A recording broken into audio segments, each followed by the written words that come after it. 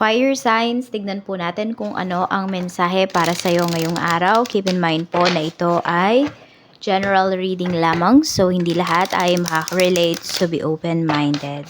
Yan. Sa mga gusto pong magpa-private reading, message lang po kayo sa ating Facebook page, Tarot Intentions by Aliana Reyes. Ayan. Kung meron pa kayong gustong malaman, ano ba mga details natin, ayan, send lang po kayo ng message. We have childish, immature, argumentative, playing the victim. So, for some of you naman, maybe you're just enjoying lang, no? Kung ano ba yung mga little things sa paligid po ninyo. Ayan, parang nagiging bata ulit yung iba sa inyo. Pwede kasi na yung iba din, ang mga kasama ninyo is puro bata. Yan, kaya parang, alam mo yun, parang nagiging carefree kayo. Yan, nagagawa niyo yung mga gusto niyo, nagiging curious kayo sa mga bagay-bagay. So, tignan po natin ano pa yung mensahe. Mayroon tayo ditong Netflix and chill. Ayan. So, ano ba, medyo relax, naka-relax na kayo? Or naka-gain na ba kayo ng energy? Meron tayo ditong fighting. Yan. Siguro may mga away bata lang dito. Or siguro mga tampuhan ba? Mga maliliit na tampuhan. Demetre, wag mong harangan ng card natin. Sige na. Yan. So, tignan natin kung ano pa yung mensahe.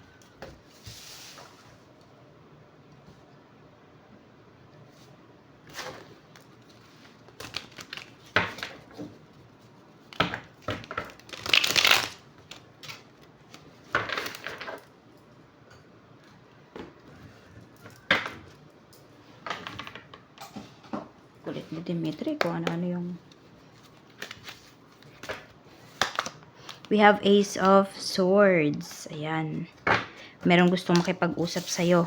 Kaya lang, mag-ingat lang kayo ha, kasi pwedeng yung gusto makipag-usap na sa'yo is mauwi lang yan sa away. Alam mo yon, ang ganda-ganda ng energy mo ngayong araw, napaka-relax ng energy mo, tapos nung nakausap mo yung taong to, biglang uminit yung ulo mo. Or kung ano man yung mapag-usapan ninyo, ayan, nakakainit siya ng ulo. Pwedeng may pagka-insensitive yung taong makakausap mo ngayon. Ayan po, kaya kung gusto mo mag-relax, ay, huwag ka munang makipag-usap kahit kanino. I mean, kung hindi naman importante yung pag-uusapan ninyo. Parang maisip mo, ay wala namang sense kung makipag-usap ko sa tao na to ngayon. Pwede kasi yung kamustahan, baka mauwi sa away yan. Tignan natin ano pa yung mensahe.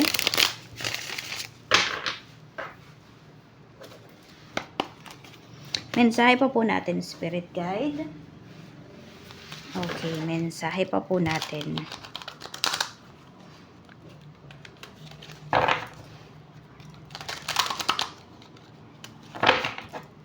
Pagdating sa trabaho, we have the Hermit. Pagdating sa work. Yan. So, ayan o, sa trabaho din, nananahimik lang din kayo dito. Ibig ko bang sabihin ay, ano lang, yung trabaho nyo lang yung iniintindi ninyo.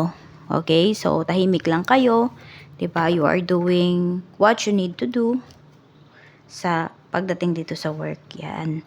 So, pwedeng napapansin niya ng mga coworkers mo na ang tahimik naman ni fire signs. We have the Tower. So, ayan po. Kasi may bumabagabag din naman sa isipan ninyo dito pagdating sa work. So, may mga pagbabago kasi. Okay, so, pwedeng, ano ba, schedule? Nagbago ba yung schedule ninyo? So, pwedeng nag-a-adjust pa yung iba sa inyo, kaya tahimik lang kayo dito. Parang na-overwhelm kasi kayo doon sa pagbabago. Sa biglaang pagbabago. Parang walang notice ba? Kung ano man yung mga kailangan ninyo dito sa work. Kaya nananahimik kayo dito at nag-ano kayo dito, nag-iisip-isip kayo ano ba yung gagawin ninyo. Paano ba kayo makaka-cope up? Paano ba mas mapapabilis yung trabaho ninyo? So, very focused po kayo as of this time. Check natin, pagdating naman sa mga coworkers mo, we have Knight of Wands. Ayan, mukhang may nagyayaya pala sa'yo dito ng mga coworkers mo.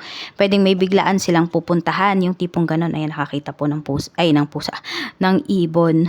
Kaya pasensya na, natabingan na naman ang cards natin. Dimitri, baba ko na lang siya. Kasi di po tayo matatapos sa reading.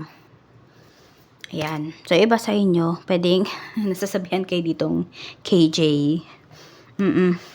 Na mga coworkers mo. Ayan, may mga coworkers ka kasi dito na happy-go-lucky lang sila. So, tignan natin pagdating naman sa negosyo. Kamusta ang sales ngayong araw na ito? We have 7 of Cups. Okay, I don't know kung meron kayo dito mga parating na mga stocks. Or yung iba sa inyo, bibili kayo ng stocks ngayong araw. Ayan, magre-restock po yung iba sa inyo. Magre-refill kayo ng mga stocks. Pwedeng dyan sa mga stante ninyo kung malaki man yung business ninyo. Ayan po. So, marami namang sales. Yes, ayan. Marami naman pong sales ngayong araw na ito. Kota pa rin naman po kayo. Yan. So, tuloy-tuloy lang. Kahit naman mahina ang business, dapat tuloy-tuloy pa rin. Ganun lang. Tiyaga-tiyaga lang talaga. Tignan natin pagdating naman po sa... Ayan, pagdating sa mga kliyente mo, tingnan natin. Energy ng clients mo, we have 4 of Pentacles. Mag-ingat lang kasi baka aga-aga mayroong mangungutang. Yan, 4 of Pentacles. Parang may kliyente ka ba na ang dami niyang gustong bilhin pero ayaw niya magpakawala ng pera. Pwedeng may kuripot ka pala dito na kliyente kasi hingi ng discount. Sabihin mo na lang next na bilhin na lang niya. Tsaka mo na lang siya bibigyan ng discount. Tignan natin pagdating naman po sa kaperahan. Kamusta? Happy ka ba pagdating sa money mo? We have 9 of Cups. Ayan naman po. Marami po sa inyo is happy kayo pagdating sa inyong finances. We have 7 of Pentacles. Nakakapag-ipon po yung iba sa inyo. Yan o, ang ganda ng energy ninyo. Tahimik lang kayo dito. Fire signs na nag-iipon. So, pwedeng iba sa inyo medyo nakakabawi na rin kayo pagdating sa inyong finances. Which is a good sign. Yan. Nag-enjoy na kayo. Nakakapag-ipon pa kayo. Kasi iba sa inyo pwedeng hindi lang isa yung source of income po ninyo. Tignan natin ano pa yung mensahe pagdating naman po sa... Yan. Pagdating naman po sa... love life. Sa mga single natin. Okay, this November ba ay magkakaroon ba kayo ng love life? 10 of Pentacles. Yung iba po sa inyo may makikilala kayo. Aabot pa nga na maipakilala kayo ng taong to sa family niya. Or yung taong to mapakilala mo sa family mo. More on, nakikita ko naman dito pwedeng maging palalim pa yung nararamdaman ninyo sa isa't isa. Kung sino man yung tao na to na paparating sa life mo. So, do not lose hope po dyan sa mga single natin na fire signs. Kasi meron pang chance na kayo ay magkaroon ng relationship. Ayan, makakahabol pa yung iba sa inyo sa Pasko. Check naman po natin sa mga in a relationship.